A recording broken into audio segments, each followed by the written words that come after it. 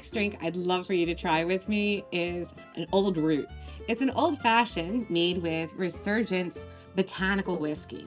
And this whiskey has different notes of licorice, cherry bark, sarsaparilla. It's going to play really beautifully with the ginger syrup from Blue Stem, as well as our aromatic bitters. And for a finishing touch, we're going to use our kumquat aromatic spray.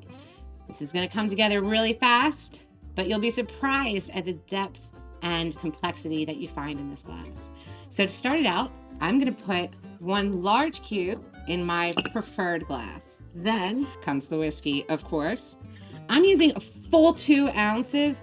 This is definitely a spirit forward drink, but there's so much going on. I'm going to mellow this out a little bit, as well as play up some of the spice that we find in there using our ginger syrup. I'm going to go with a 1/2 ounce here. If you like yours on the sweeter side, feel free to amp that up. Right in the glass it goes. And now for our aromatic bitters. And this is just going to underscore all of those botanical and root flavors that we know are already in here, as well as getting everybody just to talk to each other really nicely. I'm going to put 1/2 of a full dropper in there, and I'm just going to give it a little stir.